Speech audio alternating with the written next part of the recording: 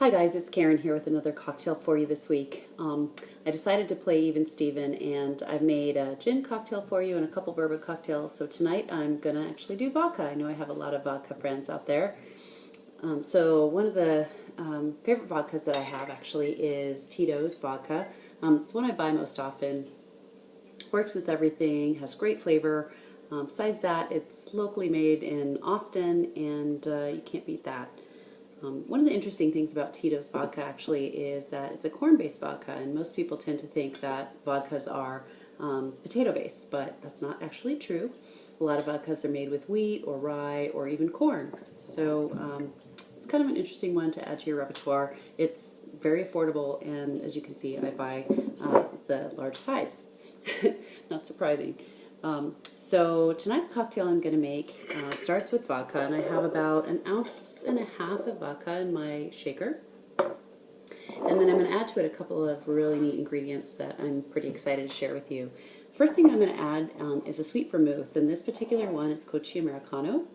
And Cocchi Americano and the vermouths are part of enriched aperitif wine spirit, and everybody's pretty much heard of vermouth, the red and white vermouth. You typically see the bottle of white vermouth that's been sitting in somebody's bar for about 100 years that they used to make martinis.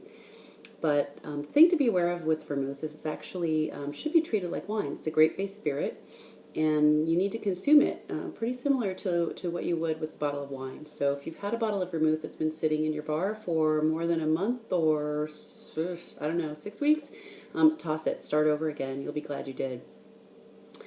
If you have an interest in vermouths, I really encourage you to branch out and try some of the more unusual vermouths that you can find. Some of them you can actually even find in your grocery store, but if you go to a liquor store, and for my friends who live up in the Bay Area, you're near Cask or K&L Wines, and I really love K&L Wines. I've just ordered a bunch of really unique stuff from them lately. They ship it. But these aren't very expensive, so you can get a bottle of vermouth for somewhere between, $16, $26, and drink it as an aperitif like you would a bottle of wine. It's really great over ice with just a twist of lemon, and you'll be really surprised at how much you enjoy it. So I'm going to add this to my cocktail tonight, and I'm going to do about 1 ounce of this, and with the vodka, and you can see it's going to make a really lovely red cocktail, really rich, kind of like a red velvet color. The other thing I'm going to add to it is this cranberry liqueur that I got from Clear Creek Distillery, which is a small batch distillery that I recently discovered up near Portland, Oregon, and they specialize in making liqueurs and eau de vies out of fruits predominantly that you find in Oregon. So if you go to their website, it's really interesting. You can find them online, and one of the other spirits that I just ordered from them, I'll have to try it in a cocktail for you sometime soon, is a Douglas Fir eau de vie. Beautiful color, and it's really interesting how they make that, but I'll save that for another video. So this is their cranberry liqueur, and it's wonderful. It's really intense. It's got the kind of bracing, tart quality of a cranberry, but also the sweetness of a liqueur.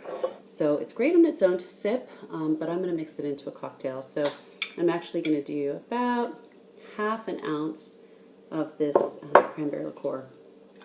And that's it. There's only 3 ingredients. You could add citrus to this. It would be wonderful. A splash of clementine orange juice if you want to do something like that. Soda water on top of it if you wanted to serve it on the rocks, but I'm going to serve it up in a classic martini style. So give it a shake.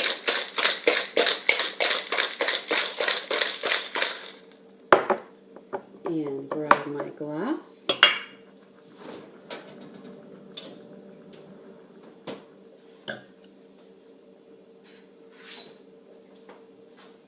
Sorry, grab my Hawthorne strainer here. Strain it into my cocktail glass, and again, hopefully you can see that color is just absolutely beautiful. Final touch is another really interesting ingredient. Some of you may have heard of it. It's Peychaud's bitters, and I'm going to get a couple shakes of this into the cocktail. And Peychaud's has a really interesting history. The recipe originated in about 1830, 1840. There was a pharmacist in New Orleans who came up with this recipe, so it's been around since then. All the way through Prohibition, the recipe survived, and it's a classic cocktail bitter and used in one of my favorite cocktails of all time, the Sazerac, which I'll again make for you another time. It's a great ingredient to have behind the bar. It's not expensive, and it's a neat complement to Angostura bitters, which every good bar should have. It's got, again, this gorgeous cherry color, and the predominant flavors are cherry and anise. So it has a slight bit of licorice, not overwhelming, but it's really enjoyable in that bitter. So this is my cocktail. Don't really have a name for it yet, but I'm thinking of calling it the Red Velvet just because that color, as you can see, is absolutely fabulous.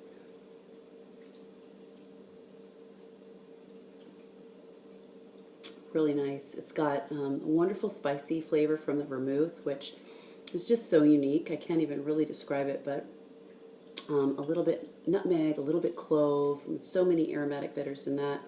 And then it's got the sweet tart from the cranberry, and the vodka is just a really neutral platform for it. So I think you'd really enjoy it. Feel free to experiment. You know, I've had people ask me, do I have to use everything that you use if I make one of these cocktails? And one of the things I really enjoy is sharing with you the unique spirits that I discover.